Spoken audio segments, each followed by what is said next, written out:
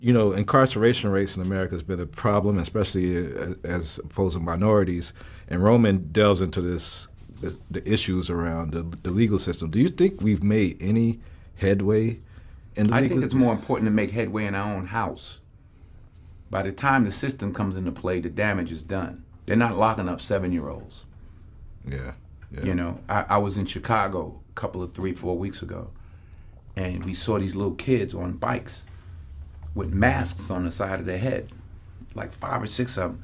And the driver said, "Yeah, they're little yummies." I said, "Who?" He said, "Little yummies. Look up, Google Little Yummy." Little Yummy was an 11-year-old murderer. Wow. And you look at his picture, you'll see the headshot of him, and he's like this. And he got murdered at 11 by a 14-year-old. Wow. Who's doing life now, and a 16-year-old. That makes no sense. You blame the system? Where was his father? Yeah. It starts in the house. It starts in the home. That's right. Fathers wouldn't even be made if, well, that person who became this young man's father had the process of dating and courting and finding out, how this person is and will be as a parent. If none of that ever happened, then that's the process of getting to know people. At some point, people need to do that before they have the kids and irresponsibly just start to. You already know from the get go that you're not going to be around, or you're going to continue to do whatever foolishness you're out there doing when you have these children. So, man, it starts in the home, but it definitely start before that too, because the process of even trying to pick out a potential parent of your children should be a lot more respected. And I think that's an issue as well. Shout out to Denzel Washington for always keeping it real, man. Where was his father? That's right. It starts in the house. It starts in the home. And yeah, well, my father got locked up. Well, where was his father? Yeah. I did a movie called Ricochet, and I went out on call with a sergeant. We got a call of a man outside his house with a rifle that was distraught. We pulled up and did a U-turn past the house and came up short of the house, and he told me to sit in the car, which I was going to do. I wasn't getting out. He got out. As he got out, another car came screaming up, and 2 young people jumped out screaming. As it turned out, it was their grandfather. This policeman diffused the entire situation by just remaining calm. But it showed me in an instant how they can lose their life. He had no idea. Now he could have, and he didn't overreact. He could have pulled his gun out and shot the people that came driving up real fast. He could have shot the old man that was just distraught and a bit confused. I think he was suffering a little bit from dementia. But in an instant, it taught me, and I never forgot it, what our law enforcement people have to deal with moment to moment, second to second. And I have the utmost respect for what they do. And I just don't care for people that put those kinds of people down. If it weren't for them, we would not have the freedom to complain about what they do. Wow. Shout out to my guy, Denzel Washington, man. I'm a huge fan of Denzel Washington. I used to watch all of his movies faithfully. All of his movies faithfully. Anybody my age is a fan of Denzel Washington, period. That's black especially. But I never knew that he had these views. I never knew he had these views, man. He has the views that of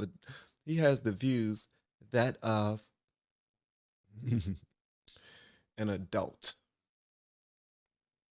Ain't that sad? He has the views that of an adult. That's that's how an adult thinks. You have a person who's here to help you when you can't help yourself. And their jobs is to put their lives on the line for you. We go to work just like they go to work. We clock in just like they clock in. We go to training and everything, rigorous training, some of us, just like they go through rigorous training for whatever reasons. Difference is the likelihood of us losing our lives at work is nowhere near theirs. Some things we need to consider. And when I say that Denzel thinks like he thinks and he communicates like an adult, I mean that most respectfully, because it's becoming a little annoying watching people just not consider certain things, when it comes to their family and their own protection and their own health and security. They love the police. They need some protection. Oh, if you do something to me, I'm calling them. I know they got my back if something was to happen. But as soon as we're so daggone, we're hypocrites, and we need to cut that sugar honey iced tea out, man. Black people in particular, do you think that we can truly make change as things are right now? Well, it starts in the home. You know, if the father's not in the home, the boy will find the father in the streets. Wow, that's hold on, Denzel. I had to show him some love for that one. That right there, yeah, exactly. You'll find some love somewhere else. Trust me on that one. I found my love somewhere else, man. I know I did. I ain't finding no other dude, I didn't find no love from another man figure, though. I found that, honestly, I was always a look within type of person, and that's how I found it. You know, if the father's not in the home, the boy will find the father in the streets. Yeah. I saw it in my generation and every generation before me and everyone since. It starts in the home. You know, if the streets raise you, then the judge becomes your mother and prison becomes your home. I want to just ask you, though, about the issue of race relations, because the film touches upon that. Right now, under President Obama, over the last 8 years, in your mind, have race relations improved under his leadership? Race relationships have to do with race relationships. You're white or whatever you are, I'm black or whatever I am. We're standing here talking now. That's how we get things done. You can't legislate love. The President of the United States can't legislate us into liking each other. We have to step forward and ask questions about each other and engage. There's no law that says, oh, because I'm president, you all got to get along now. So it's up to us. Come on, bruh. Larry. Institutional, structural, foundational, endemic racism. And Denzel Washington wasn't going with it. There's been so many protests in Wow. America, especially during the election. Black Lives Matter movement, for example, and those issues. Has that movement in particular, the Black Lives Matter movement, helped race relations or not in America? Well, listen, we live in America, and in America we have the freedom to express ourselves. We shouldn't take that for granted. So whatever the movements are, whether you agree with them or don't, they have the right to express themselves. So that's one of the great things about being in this country, that you do have the right to protest. You see, here's the deal. Denzel Washington is not a victocrat. He knows damn well why so many blacks are involved in the criminal justice system. It was But something he's not going to do, something he's careful not to do, is put black people on blast. Because that's the part that gets you in trouble. Can't put black people on blast, bro. Got to find another way to say it. Because he's a man of many words. He can find another way to say it. And I like Larry Elder's BMW thing. But it's just complaining. Like, okay, I'm going to ask you a question to give you an opportunity to complain.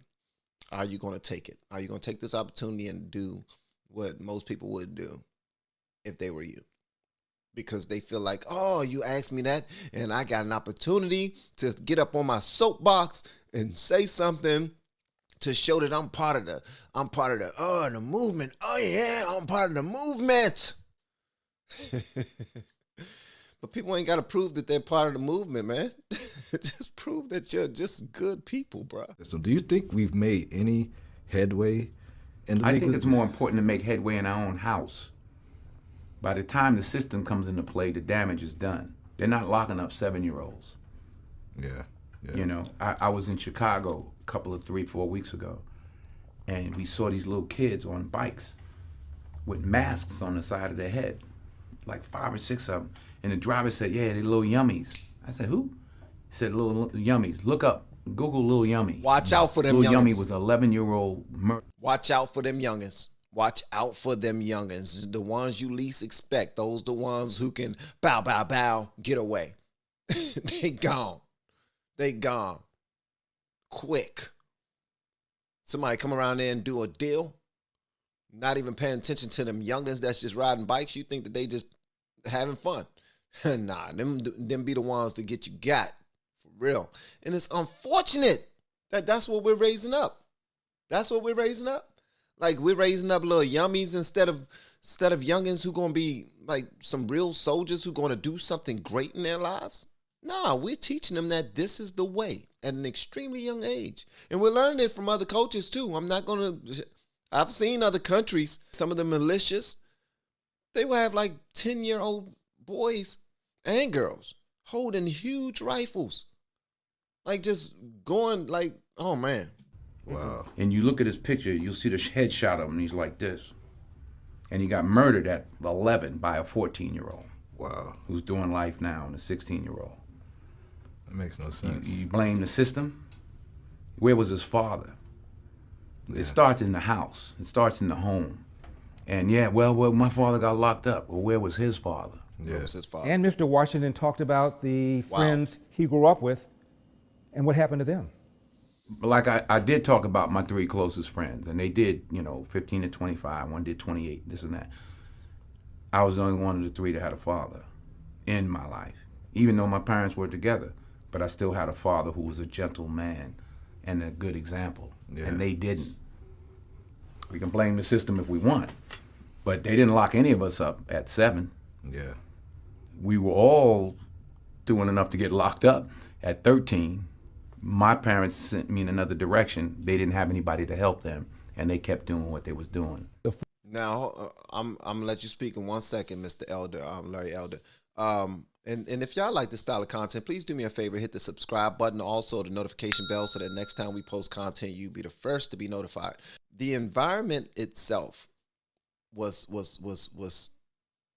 powerful. It was like an abyss of darkness sometimes. And against Denzel Washington's point, sometimes it didn't matter if you had a father in the home. It didn't matter. Because some of my friends who died early, they had fathers and they had their mothers. Me, I didn't have my father. I didn't have my mother. I had a guardian who was my first cousin who raised me since I was 3 years old. Always been in the system. So it was different. Like you had to make up your mind at a very young age which side you were going to be on, and you had to stand with that. You had to stick to that. You had to stick to it. Me, I was a bully. I was a kind kid, but I was taught to be a bully by my big brother. I was taught to be a bully because in the neighborhood we were in, being that I was a skinny, short guy back then, I didn't get a growth spurt until high school. I was real slim. I'm still real slim. And he knew that he was 6 years older than me. And my big brother is my first cousin too. But I called him my big brother because he treated me like like I was his little brother. But he was the neighborhood bully. And he knew that he was going to be going to college soon or high school soon. And he was really about getting to handling his business, but not with drugs and guns. Any other way but that. And he taught me that. So I guess you can say he was my father figure. But that neighborhood, oh man, you had some decisions to make. And some of us decide to make the wrong decisions sometimes, man. But at the end of the day, you're absolutely right. We need to get each other in check first, get ourselves in check. It starts in the home. And that's why a lot of people from my old neighborhood look at me like I done walked away from them or something. Because, bruh, I chose my family first. My family. Yeah. My family before anything. You're absolutely right. You're absolutely right. As soon as I got a kid that I'm having that bears my name and have my blood running through their body, they are priority number 1. I never saw myself having children. My wife did. When she was a young girl, she saw herself having a family. She had dreams of having 5 children and being married. I never seen myself living past 25, so I didn't think that far. I didn't. So I wanted to be a dancer, a singer, a rapper, producer, something like that. Anything just to get up out of there. And when I got up out of there, I was gone. Gone. And then when I was blessed with a family, hey, I had something to live for and something to really, like, not F up again. Like, seriously. And I made sure that I buckled down and I did what I had to do for them. And that's what these youngins need, man. They need purpose.